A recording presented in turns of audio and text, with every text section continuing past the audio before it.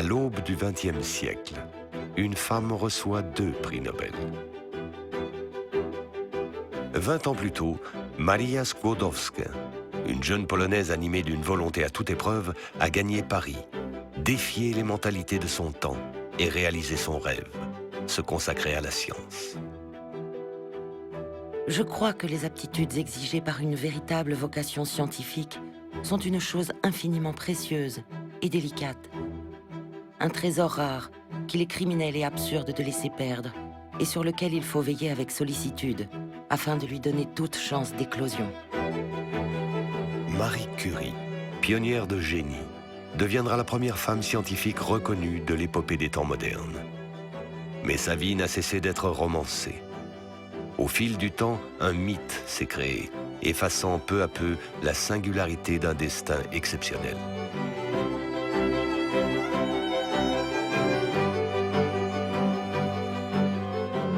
Le mythe de Marie Curie, la petite dame frêle en robe noire, travaillant jour et nuit, c'est plein de contre-vérités. Elle avait la passion de ce qu'elle faisait. Et je crois que c'est cela qui l'animait d'abord. On associe Marie Curie, radioactivité, réacteur nucléaire, bombe atomique. Bon, alors que tout ça, c'est finalement une histoire assez compliquée, assez subtile. Plus de 100 ans se sont écoulés depuis que Marie Curie a forgé ce mot jusqu'alors inconnu, radioactivité. En ouvrant les portes de l'infiniment petit, la radioactivité a bouleversé notre perception de la matière et de l'univers.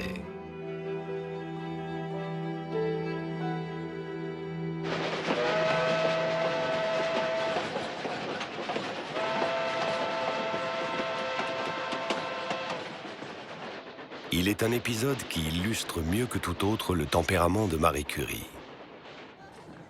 En 1911, à Stockholm, l'Académie des sciences est sur le point de lui décerner son second prix Nobel pour sa découverte du radium.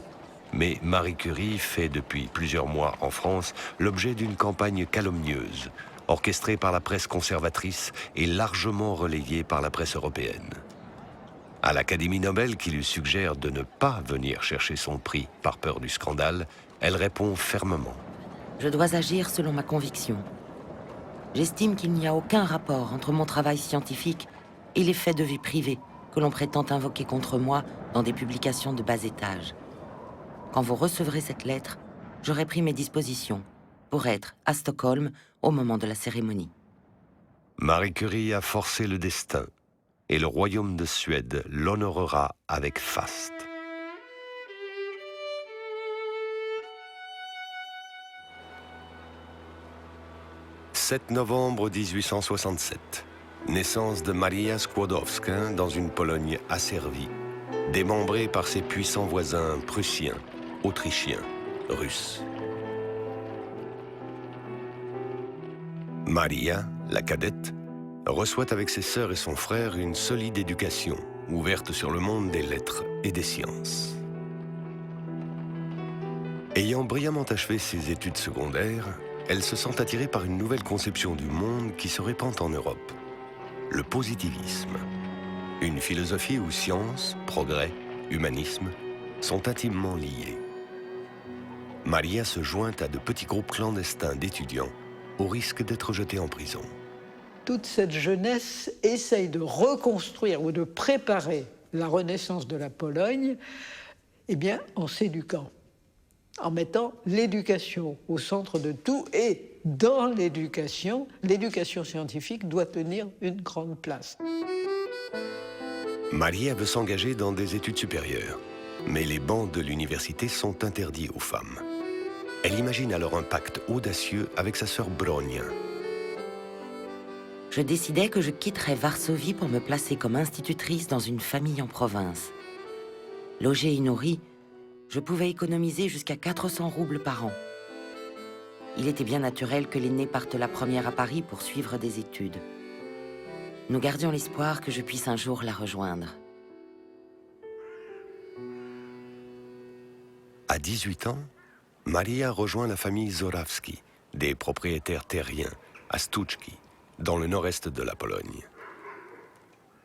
la vie de la jeune gouvernante est douloureusement monotone. À sa cousine, Maria confie.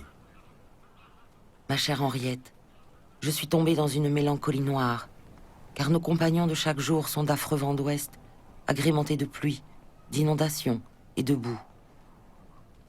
Je me demande si en me revoyant, tu jugeras que les années que je viens de passer parmi les humains m'ont fait du bien ou du mal.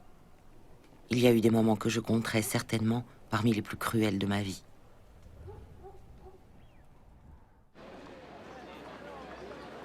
Après ces 3 années de torpeur provinciale, Maria retrouve Varsovie et les siens. Grâce à un cousin qui fut l'assistant du grand savant russe Mendeleïev, elle pénètre pour la première fois dans un laboratoire. De temps en temps, une petite réussite inespérée venait m'encourager. D'autres fois, je sombrais dans le désespoir à cause d'accidents ou d'échecs dus à mon inexpérience. J'apprenais à mes dépens que le progrès en ces matières n'est ni rapide, ni aisé.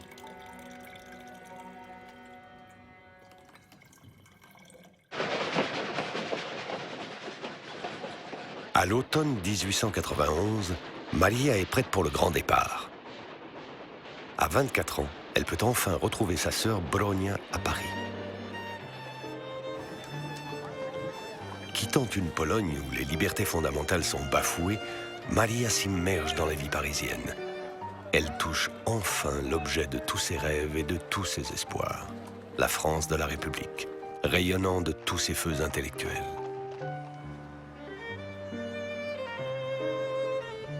Elle découvre le pays d'Auguste Comte, le père du positivisme, Louis Pasteur, Victor Hugo. Sur sa fiche d'inscription de la faculté des sciences de la Sorbonne, Maria Skłodowska devient Marie Sklodowska. C'est vrai que les universités sont devenues mixtes, mais les femmes y sont très peu nombreuses. Elles sont environ 3% au moment où Marie Curie s'inscrit comme étudiante. Donc elle appartient à une toute petite minorité. Et dans cette minorité, ce qui est remarquable, c'est le nombre d'étrangères. La moitié d'étudiantes étrangères, ce qui est diversement accepté. La vie, à ce qu'il semble, n'est facile pour aucun de nous. Il faut avoir de la persévérance, il faut croire que l'on est doué pour quelque chose, et ce but, il faut l'atteindre, coûte que coûte. Marie va d'abord vivre avec sa sœur et son beau-frère, s'apercevoir qu'ils sont charmants, ils sont prêts à l'aider, ils l'aident en tout, mais ça ne lui permet pas de travailler à plein temps. Elle va donc s'installer dans une petite mansarde et travailler comme elle n'a jamais plus tard, je crois, travailler avec un résultat brillant, puisque première à la licence de physique, ensuite seconde à la licence de mathématiques. Évidemment, elle est remarquée. Marie est chargée par la Société pour l'encouragement de l'industrie nationale de mener une étude sur les propriétés magnétiques de divers métaux. Un professeur lui conseille de prendre contact avec un physicien travaillant dans le même domaine, un certain Pierre Curie, âgé de 35 ans. Ils se rencontrent à propos de la science. Et Pierre Curie, qui avait écrit dans sa jeunesse « Les femmes de génie sont rares », dans un petit journal intime, a évidemment été convaincu qu'il fallait absolument que Maria Sklodowska reste en France pour travailler, faire de la science. Très attachée à sa famille, Marie retourne à Varsovie où elle envisage d'enseigner et de participer ainsi à l'émancipation de la Pologne. Pierre lui écrit « Ce serait une belle chose à laquelle je n'ose croire que de passer la vie l'un près de l'autre, hypnotisés dans nos rêves. Votre rêve patriotique, notre rêve humanitaire et notre rêve scientifique. » C'est pas courant comme rencontre, et c'est d'une solidité et d'une profondeur, je crois, tout à fait exceptionnelle. À partir de ce moment-là, une vie nouvelle commença pour moi, très différente de mon existence solitaire des années précédentes. Avec l'argent que nous avions reçu en cadeau de mariage, nous achetâmes 2 bicyclettes, sur lesquelles nous fîmes des randonnées en dehors de la ville. la naissance de notre fille Irène amena un grand changement dans notre vie.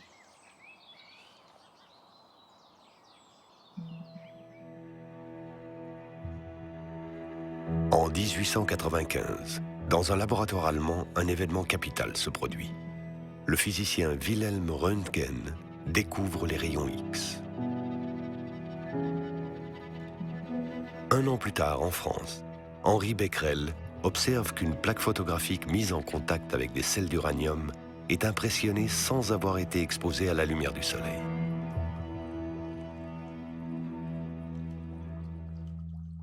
Becquerel découvre que l'uranium est capable d'émettre des rayonnements dont on ne connaît pas la nature, mais des rayonnements qui sont capables de persister dans le temps comme s'ils ne s'usaient jamais. Et Marie Curie va décider de consacrer sa thèse de doctorat, la première qui soit soutenue en France par une femme en physique, à l'étude de ces rayons émis par l'uranium.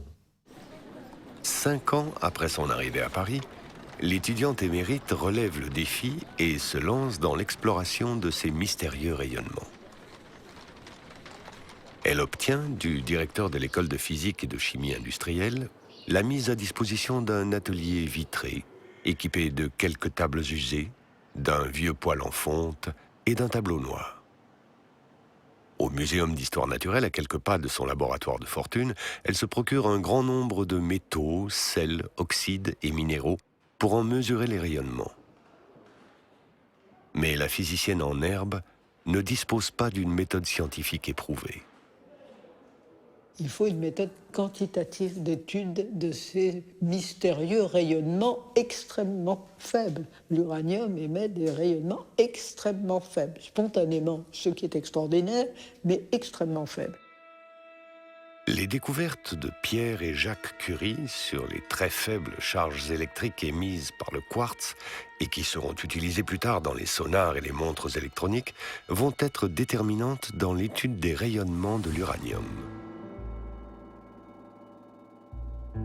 Sur la paillasse du laboratoire, le quartz piézoélectrique, outil élaboré par Pierre Curie, sera associé à d'autres instruments qui ont fait leurs preuves. En ce tout début d'une odyssée de longue haleine, cet appareillage qui symbolise la parfaite complicité scientifique de Pierre et de Marie Curie va leur permettre d'effectuer des mesures d'une finesse inégalée.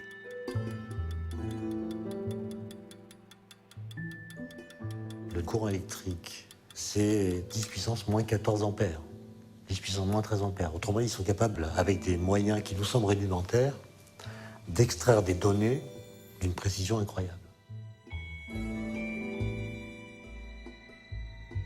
Pendant de longues semaines, Marie Curie mesure les rayonnements des différents échantillons qu'elle a sélectionnés.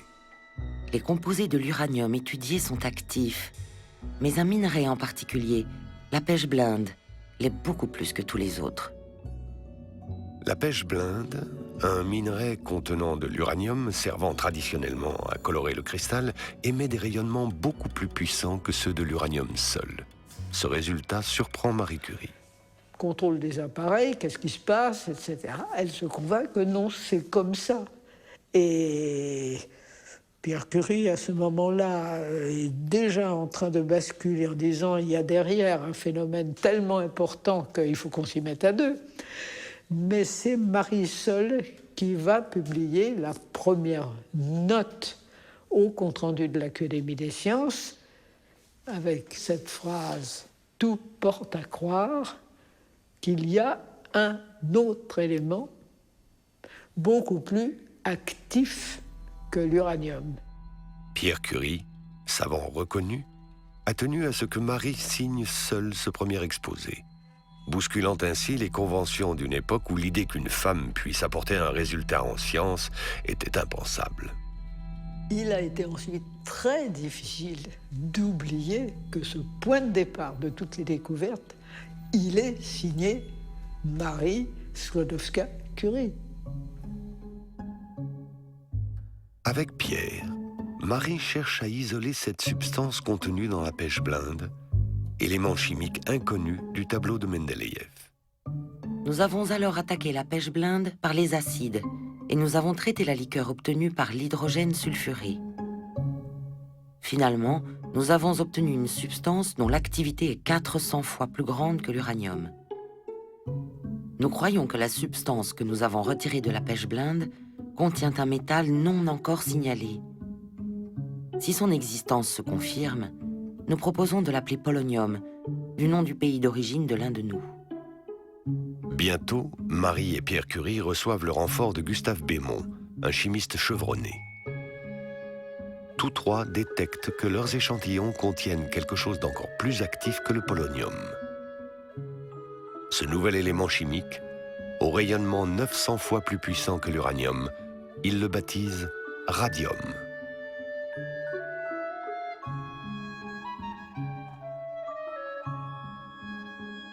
Afin de convaincre les sceptiques, les Curie doivent obtenir une quantité significative de radium pur pour en étudier les caractéristiques chimiques. Extraire plusieurs milligrammes de radium nécessite 1 tonne de pêche blinde. Mais la principale mine d'Europe est à Joachimsthal, en Bohême. Grâce à l'appui d'un industriel de la banlieue parisienne, convaincu de la portée révolutionnaire de cette découverte, Marie et Pierre Curie entament l'ultime étape de leur recherche. Nous étions très heureux d'observer que nos produits concentrés en radium étaient tous spontanément lumineux. 3 ans de labeur s'écoulent. Enfin, en juillet 1902, Marie Curie obtiendra 1 décigramme de chlorure de radium, lui permettant de placer de manière incontestable l'élément radium dans le tableau de Mendeleïev, une référence universelle où sont classés les éléments chimiques connus. Dans notre hangar, où régnait une grande tranquillité, l'un ou l'autre de nos collaborateurs venait de temps en temps. C'était alors des conversations devant le tableau noir, de celles qui agissent comme un stimulant sur l'intérêt scientifique. Il devenait nécessaire de trouver un terme nouveau pour définir la propriété manifestée par les éléments uranium, polonium et radium. Je proposais le mot radioactivité. On ne peut pas trouver d'explication à un rayonnement d'une pareille importance qui libère une énergie pareille avec la physique classique. C'est pas possible. La spontanéité du rayonnement est une énigme, un sujet d'étonnement profond. La matière radioactive éprouve donc une transformation, mais ce n'est pas une transformation chimique ordinaire. S'il y a quelque chose qui se modifie, c'est forcément l'atome. Marie Curie perçoit qu'un nouveau champ s'ouvre à nous, et elle a compris aussi que la radioactivité était un signal qui nous mettait en relation avec ce qu'on appelle aujourd'hui l'infiniment petit, c'est-à-dire avec la matière telle qu'elle est structurée à la plus petite échelle possible. Pour les physiciens et chimistes de l'époque, la matière recèle encore bien des mystères. La structure de l'atome reste à découvrir. L'atome n'est encore qu'un concept qui désigne la plus petite partie indivisible de la matière. Depuis l'Antiquité, l'atome est une quête du Graal. Au début du XXe siècle, il y a un grand débat qui est l'existence de l'atome. Est-ce que l'atome existe ? C'est une vieille idée, l'atome. C'est une idée que les philosophes grecs ont évoquée plus de 500 ans avant Jésus-Christ, mais on n'arrive pas à le voir. L'atome, à la fin du XIXe siècle, c'était quand même quelque chose qui véhiculait l'idée de la stabilité, de la conservation de la matière, à la fois dans les réactions chimiques, etc. Or, voici que la découverte de la radioactivité suggère l'idée que des atomes peuvent émettre de l'énergie. C'est la fin de ce qu'un vulgarisateur de l'époque a appelé l'ère victorienne de l'atome. Le XXe siècle s'ouvre sur cette idée que l'atome est au contraire un petit monde fourmillant qu'il faut explorer.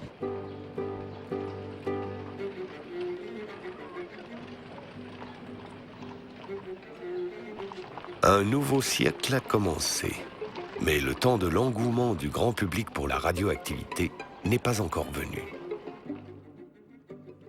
À l'Exposition universelle de Paris en 1900, l'attraction vedette, c'est le pavillon de la fée électricité. On y célèbre la lumière, le rêve, les techniques de la communication. Un nouvel imaginaire collectif s'épanouit.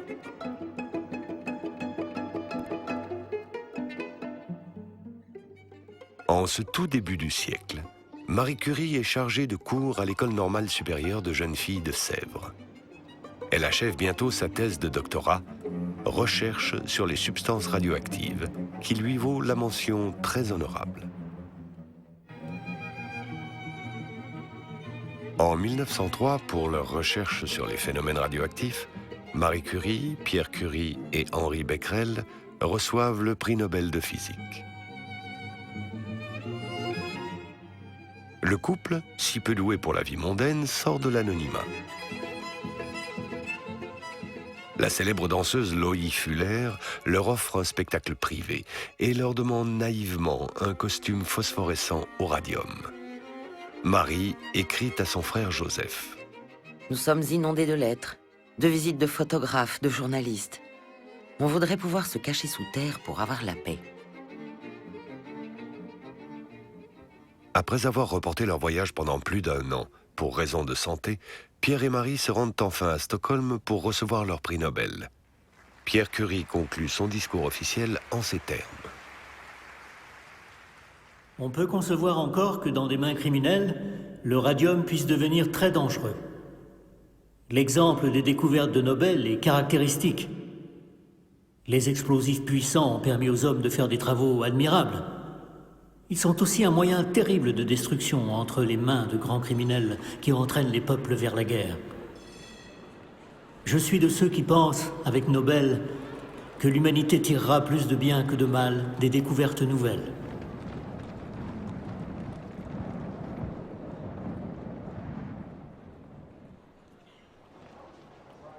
À Vienne, à Boston, à Glasgow, à Berlin, les recherches sur la radioactivité foisonnent.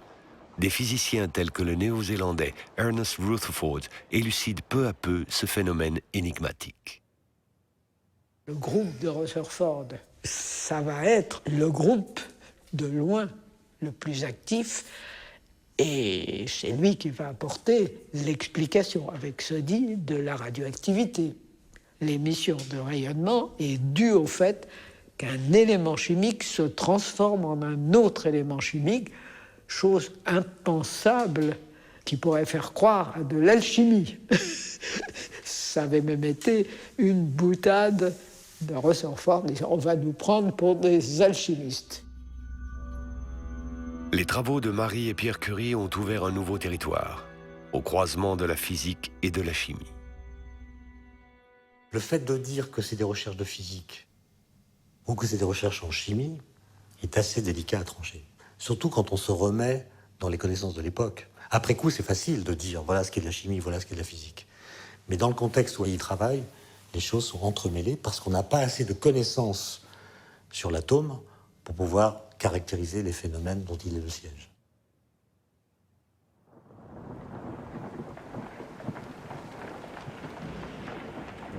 Le jeudi 19 avril 1906, Pierre Curie meurt dans un accident de la circulation. Marie, qui a mis au monde Ève, sa deuxième fille, est anéantie. Mon Pierre, je t'ai attendu des heures mortelles. On m'a rapporté des objets trouvés sur toi, ton stylographe, ton porte-carte, tes clés, ta montre, cette montre qui n'a pas cessé de marcher quand ta pauvre tête a reçu le choc terrible qui l'a écrasée. C'est tout ce que j'ai en échange de l'ami tendre et aimé avec lequel je comptais passer ma vie.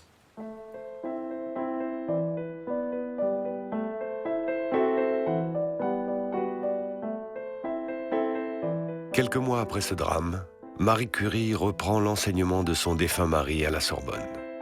En novembre 1906, elle donne sa leçon inaugurale.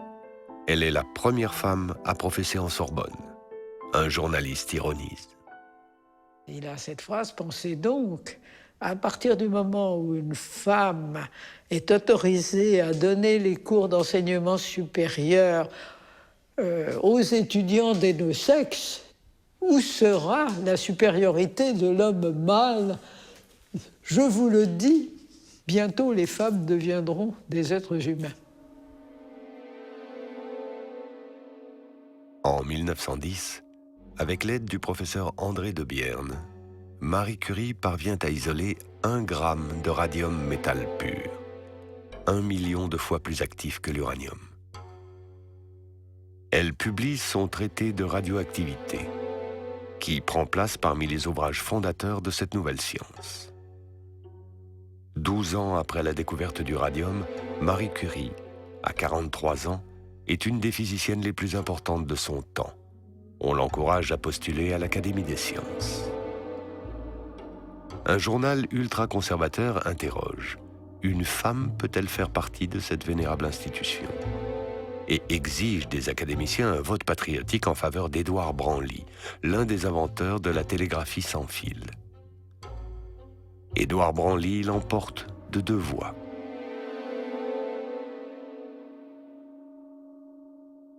Il n'y a pas que le fait qu'elle est une femme qui donc transgresse les rôles sociaux traditionnels. Il y a aussi ce fait qu'elle incarnait, elle et bien d'autres d'ailleurs de son groupe, elle incarnait des valeurs qui étaient des valeurs jugées anti-France, entre guillemets. Quelques mois plus tard, une nouvelle affaire éclate. Un journal d'extrême droite met à sa une un roman dans un laboratoire. Le cœur d'une femme a des aspirations que la science ne suffit pas à satisfaire. Le grand savant Paul Langevin abandonne sa femme et ses enfants. L'autre renonce à son laboratoire et à sa gloire. Le scandale prend des allures rocambolesques. Progressistes et réactionnaires se provoquent en duel. Le domicile de Marie Curie est assiégé. Des badauds la menacent de mort. Elle-même menace les titres les plus haineux de poursuites judiciaires et se réfugie chez des proches.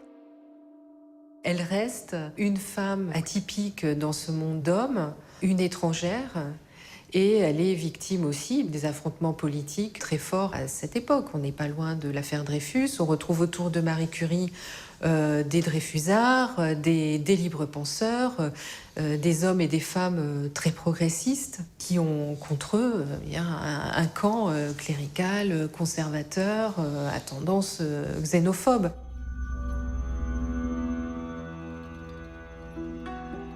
Au plus fort de l'affaire Langevin, Marie Curie apprend qu'elle va recevoir un 2e prix Nobel. L'Académie Nobel lui écrit pour lui suggérer de ne pas venir chercher son prix Nobel, car le scandale est tellement fort que la réputation même du prix Nobel pourrait être affectée.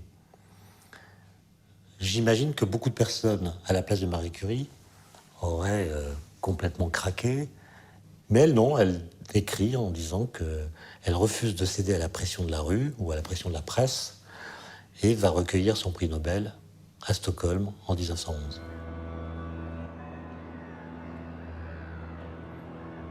La lauréate arrive en Suède le 10 décembre. Lors de la cérémonie à l'Académie de musique, elle reçoit des mains du roi Gustave V le prix qui couronne ses travaux sur le radium. En introduction de sa conférence, et pour mettre un point final aux polémiques, elle déclare : Je tiens à rappeler que le travail chimique qui avait pour but de caractériser le radium comme un élément nouveau a été effectué spécialement par moi, mais il se trouve intimement lié à l'œuvre commune initiée avec Pierre Curie. Marie Curie et sa fille Irène ont l'honneur d'un banquet historique auquel assistent 300 femmes diplômées, issues des milieux de la science, de la médecine, du théâtre, de la littérature. Tandis qu'elle est célébrée au Royaume de Suède, la presse française accueille ce 2e prix Nobel attribué à une femme d'exception dans un silence assourdissant. À l'issue de cette année 1911, les sentiments et les nerfs de Marie Curie ont été mis à rude épreuve. Les médecins décèlent une grave maladie rénale. Elle subit une intervention chirurgicale suivie d'une longue convalescence. Néanmoins, elle suit avec passion les travaux des physiciens anglo-saxons. La résolution de l'énigme, d'où viennent ces rayonnements radioactifs, est faite par Ernest Rutherford qui, depuis plus de 10 ans, réunit des preuves irréfutables. On va comprendre que l'atome, c'est pas une entité pleine, c'est pas une petite sphère de matière, c'est au contraire un édifice composite qui est en gros constitué de vide. Dans un atome, il y a d'abord le noyau de l'atome, dont la taille est vraiment très petite, c'est 1/1000 de milliardième de mètre. Et puis très loin de ce noyau, il y a des électrons qui tournent. Et en réalité, la radioactivité est un phénomène qui se produit ou qui a sa source uniquement dans le noyau.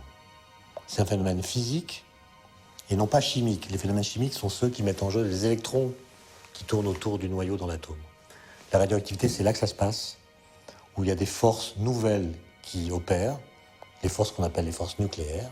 C'est ça la radioactivité. Ces forces qui animent le noyau, d'où la formulation de force nucléaire, confirment Marie Curie dans son rêve bâtir un institut du radium, une grande institution d'utilité publique, quand en 1914.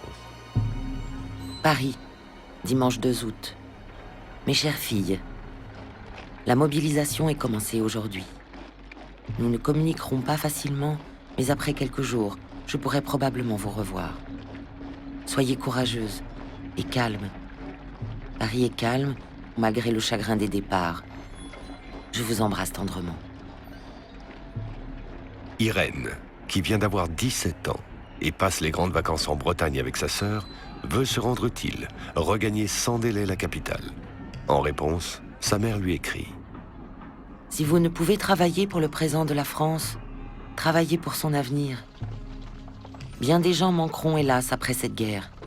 Il s'agira de les remplacer. Faites de la physique et des mathématiques le mieux que vous pourrez. Marie Curie met alors toutes ses forces dans l'organisation de services radiologiques qui ne sont encore que balbutiants dans les hôpitaux militaires. Les blessures provoquées par les obus à balles, les shrapnels, nécessitent une localisation précise.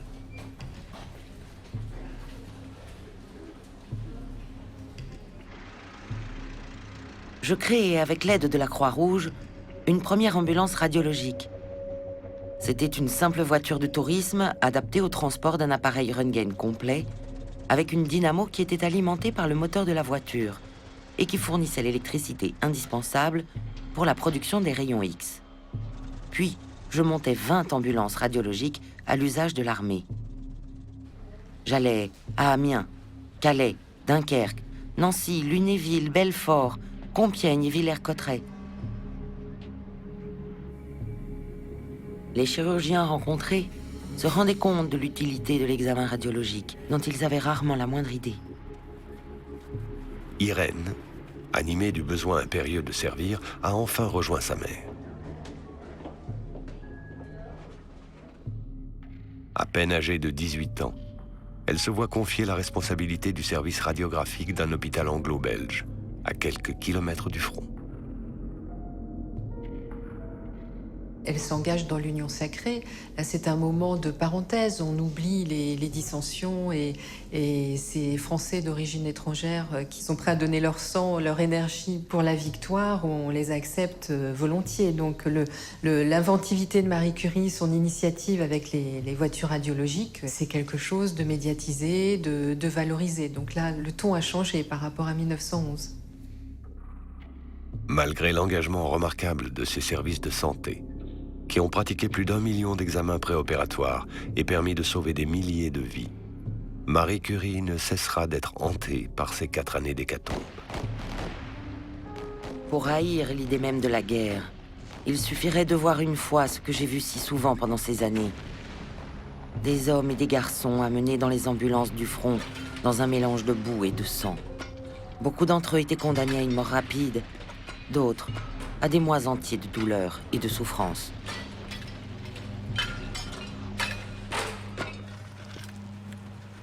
À l'issue de la déflagration mondiale, la France est exsangue. À Paris, une tâche immense va désormais mobiliser toute l'énergie de Marie Curie. Relancer l'Institut du Radium inauguré à la veille de la guerre, et équipé les laboratoires destinés à créer de nouvelles branches de recherche autour de la radioactivité et de ses applications. L'Institut du radium, ça a été une bataille. Il faut se rendre compte que la France est un pays ruiné. L'Institut du radium de départ n'a quasiment pas de moyens. Donc les 2-3 premières années sont, pour Marie, une cause de souci considérable, parce qu'il y a à peine de quoi faire des expériences, il y a à peine de quoi chauffer les locaux. L'entreprise est en péril. Sa fille Irène, qui a entamé une thèse de physique, est sa plus proche collaboratrice. Feignant de ne pas remarquer un avertissement épinglé sur la porte, Madame Pierre Curie, désirant ne point donner d'autographe ni signer de portrait, vous prie de l'excuser, une journaliste américaine, Miss Melanie, force le passage. Le courant a passé. On ne peut pas dire autre chose. Ces deux femmes que tout séparait ont réussi à se comprendre. En mai 1921, Marie Curie, accompagnée de ses filles et de Miss Melanie, débarque dans le Nouveau Monde. Marie Curie a eu beaucoup de soutien de la part des féministes, et notamment des féministes américaines. Les Américaines viennent d'obtenir le droit de vote. Le féminisme est très actif aux États-Unis, beaucoup plus qu'en France. Donc elle accompagne ces luttes-là sans être une militante, mais vraiment par l'exemple de sa vie et de sa réussite intellectuelle. Elle rend d'énormes services à la cause des femmes. La femme la plus célèbre du monde, comme l'a décidé Miss Melanie, est invitée à la Maison-Blanche et reçoit des mains du président Harding le précieux gramme de radium financé par les collectes des femmes américaines. À Pittsburgh, en Pennsylvanie, où elle noue de fructueux contacts avec les ingénieurs, elle note avec fierté que les procédés qu'elle a mis au point pour isoler le radium sont portés à un stade industriel. À Chicago, dans le Michigan, l'importante population polonaise l'accueille avec ferveur. Ce marathon de 6 semaines, où se sont enchaînées conférences et visites protocolaires, a été harassant. La santé de Marie Curie se détériore un peu plus. Son projet, c'était l'exploration du radium et de la radioactivité. Elle a vraiment porté ce projet, et pour ça, elle a utilisé le fait qu'elle était une femme. Elle a utilisé les médias, bien qu'ils soient contre elle. Eh bien, elle a su aussi, aux États-Unis, en tout cas lors du voyage, les mettre dans sa poche, si je peux dire, pour mener à bien son projet. Je pense que c'est quelqu'un qui avait une personnalité et qui avait une détermination à toute épreuve, et rien n'arrêtait sa volonté. En ce début des années 20, l'économie redémarre. Les dons privés en nature et en matériel commencent à affluer. L'Institut du radium se développe rapidement. En son sein se font face 2 pavillons. L'un est destiné à l'étude physico-chimique des rayonnements, l'autre à leur étude biologique. Les vertus thérapeutiques du radium pour détruire les tumeurs malignes sont connues depuis plusieurs années, mais il reste beaucoup à faire pour en maîtriser l'usage. Le docteur Claudius Regaud et Marie Curie créent un dispensaire pour soigner les malades du cancer.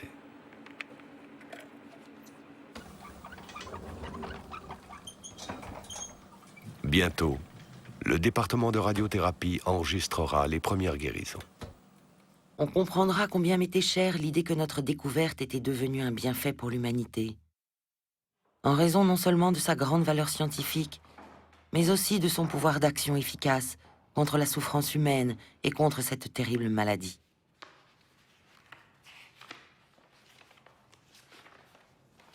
Philosophiquement, Marie Curie, elle est tout à fait dans cette école qui associe l'idée de progrès à la science.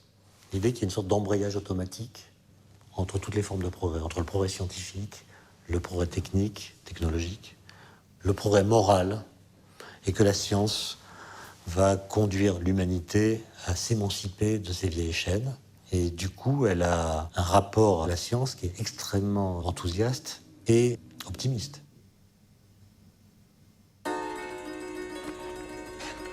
Au milieu des années 20, aux États-Unis, au Canada et surtout au Congo belge, l'extraction du radium s'intensifie. Sortant des usines et des laboratoires, le radium est l'objet de tous les fantasmes. On prête à cette substance magique toutes sortes de vertus. Les crèmes rajeunissantes tiennent le haut de l'affiche. Les charlatans s'en donnent à cœur joie. On se rase, on fume des cigarettes au radium. L'imagination des auteurs de romans populaires s'envole. Le radium, mot radieux et rayonnant, fut en un instant dans toutes les bouches. S'exalte Camille Flammarion, le célèbre vulgarisateur scientifique. Si le radium est devenu quelque chose d'un peu fascinant, ça tient au fait qu'il y a du mystère dans le radium. Cette libération d'énergie qui sort on ne sait pas d'où, alors qu'on savait que l'énergie, ça se conserve. Et que si on veut la transformer, il faut payer beaucoup. Or là, on avait l'impression qu'il y a de l'énergie qui vient comme ça, naturellement. La station thermale de Plombières-les-Bains, dans les Vosges, préconise son eau très radioactive et vend des émanateurs pour radioactiver l'eau des boissons ou des bains. Débit en 24 heures, 8000 millimicrocuries. Avant que le radium ne soit interdit en 1937 et strictement réservé aux applications médicales, il aura eu le temps de provoquer de nombreux décès chez les praticiens les plus exposés. Les Radium Girls, qui fabriquent à la chaîne le produit vedette des années 20, les fameux réveils au radium phosphorescent, paieront un lourd tribut. Dès 1920, Marie Curie décrivait à sa sœur Brogna des symptômes alarmants. Mes plus grands ennuis viennent de mes yeux et de mes oreilles. Mes yeux sont très affaiblis. Quant aux oreilles, un bourdonnement presque continuel, souvent très intense, me persécute. Je m'en inquiète beaucoup, mon travail peut être entravé. Peut-être le radium est-il pour quelque chose dans ces troubles, mais on ne saurait l'affirmer avec certitude. 10 ans après le démarrage difficile de l'après-guerre, Marie Curie a fait de l'Institut du Radium une école internationale de la radioactivité. Des chercheurs et des chercheuses viennent du monde entier. Certains restent quelques mois, le temps d'apprendre les techniques modernes de radiochimie ou de mesure d'activité. D'autres plusieurs années pour préparer leur thèse. Beaucoup de femmes ont travaillé à l'Institut du Radium qui ont essaimé après dans leur propre pays. Elles ont créé des instituts de radioactivité et donc elle a contribué, même à l'extérieur de la France, à ce que les femmes entrent dans la recherche et participent à la promotion de la recherche sur la radioactivité. Celle qu'on appelle la patronne consacre beaucoup de temps à écrire à l'université, aux fondations Rockefeller et Carnegie, aux sociétés philanthropiques, aux industriels, afin d'assurer à l'Institut un financement qui reste cependant fragile. Notre société où règne un désir âpre de luxe et de richesse ne comprend pas la valeur de la science. Elle ne réalise pas que celle-ci fait partie de son patrimoine moral le plus précieux. Ni les pouvoirs publics, ni la générosité privée n'accordent actuellement aux savants l'appui et les subsides indispensables pour un travail pleinement efficace.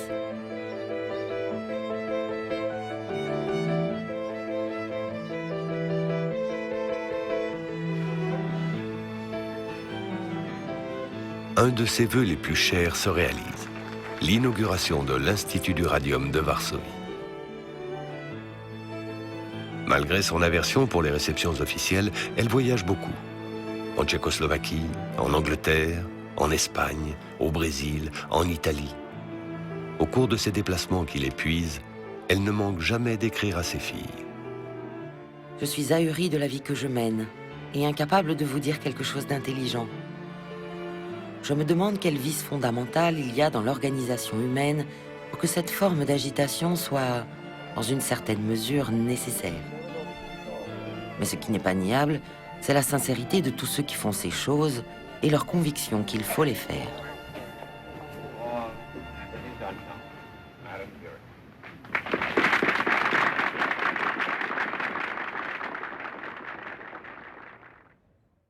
Marie Curie sera pendant longtemps la seule femme à participer au Conseil Solvay de physique et de chimie, créé en 1911 par un industriel belge, Ernest Solvay. Doutes, hésitations, controverses rythment les échanges et font progresser une œuvre commune. Ancêtres des actuels colloques scientifiques, ces conseils permettront des avancées décisives dans le domaine de la physique moderne, grâce aux contributions de savants de premier plan, dont 40 prix Nobel. La vitesse à laquelle cette histoire s'est développée, c'est absolument fascinant. En 1906, on a la preuve expérimentale que l'atome existe. On croit que c'est une sphère dure. En 1911, on comprend que non, il est composite, il y a un noyau en son sein entouré d'électrons. Un peu plus tard, on comprend que dans le noyau, il y a des protons et des neutrons. Un peu plus tard, on comprend que les électrons qui tournent autour du noyau ne tournent pas conformément aux lois de la physique classique. Et donc on comprend que l'atome, ce n'est pas un objet qu'on peut décrire avec la physique qu'on connaît à l'époque. C'est dans le cadre des conseils Solvay qu'Albert Einstein, Niels Bohr et d'autres conceptualiseront, à la fin des années 20, la nouvelle physique quantique qui permettra d'aller plus loin dans l'intimité de l'atome et des particules. Marie Curie et Einstein ne travaillèrent pas ensemble sur ces questions théoriques. Mais dans cette période de montée des périls, ils s'engagèrent dans la Commission internationale de coopération intellectuelle, un organisme de la Société des Nations destiné à renforcer l'action en faveur de la culture, de la science et de la paix. Elle a eu une formule disant à peu près ceci. On parle de la faillite de la science, mais la science est une œuvre humaine et par conséquent, ce n'est pas une œuvre parfaite. Elle ajoutait, la science a été souvent détournée de sa route par les forces d'égoïsme national et de régression sociale. On ne dira pas que Marie Curie s'est engagée pour que les scientifiques aillent en masse défendre ses idées, mais elle l'a exprimé.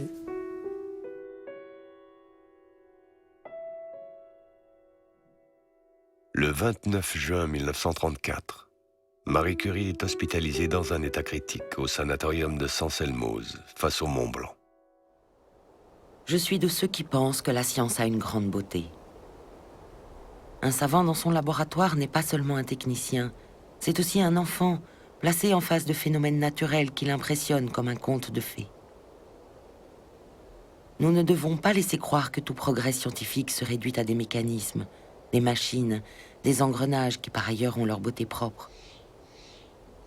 Je ne crois pas que dans notre monde, l'esprit d'aventure risque de disparaître. Si je vois autour de moi quelque chose de vital, c'est précisément cet esprit d'aventure qui me paraît indéracinable et s'apparente à la curiosité. Marie Curie s'éteint le 4 juillet 1934, à l'âge de 67 ans.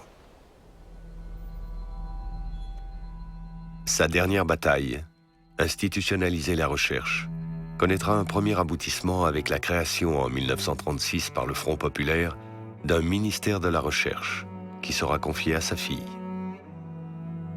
Irène et Frédéric Joliot-Curie ont reçu le prix Nobel de chimie pour leur découverte de la radioactivité artificielle. Ils auront la prescience de son énorme potentiel d'énergie, mais aussi de son caractère dangereux. La découverte de la fission nucléaire en 1938 par les Allemands Otto Hahn, Fritz Strassmann et l'Autrichienne Lise Meitner va déclencher la course folle à la maîtrise de l'atome. L'aventure a malheureusement mal tourné, si je peux dire, avec la bombe atomique. Et elle a en même temps porté toute la recherche de la physique du XXe siècle. Dans la période de l'après-guerre, sera créé en France le Commissariat à l'énergie atomique, aux buts civils et militaires. Organisme au sein duquel les chercheurs vont travailler d'une façon radicalement différente qu'à l'époque de Marie Curie. Le déploiement colossal des programmes d'armement ou liés à l'énergie masquera durablement les applications de la radioactivité en médecine, en biologie, mais aussi dans la datation, dans la compréhension de la formation de la Terre, des étoiles, de l'univers. Les cataclysmes nucléaires des dernières décennies jetteront une ombre tenace sur une discipline scientifique majeure du XXe siècle. La science peut être complice de la barbarie. Nous devons continuellement regarder l'usage que nous faisons des progrès scientifiques, avec, si possible, une sorte de maîtrise sur le cours de nos destinées collectives. Nombreux sont les scientifiques qui militent pour la responsabilité de la science. Peuvent-ils se réclamer du mythe Curie? Pourquoi pas, hein? En sachant que c'est un mythe, que jamais la science n'a été pure ni désintéressée. Dans les 30 premières années du XXe siècle, Marie Sklodowska-Curie, en transgressant bien des tabous, aura ouvert avec éclat un nouveau champ de la connaissance. Sa liberté, la dimension éthique universelle de son œuvre, nous invite à nous interroger constamment sur la grandeur et la servitude de la science, appelant notre vigilance face aux tentations toujours présentes de la régression et de l'obscurantisme. Je suis de ceux qui pensent que la science a une grande beauté.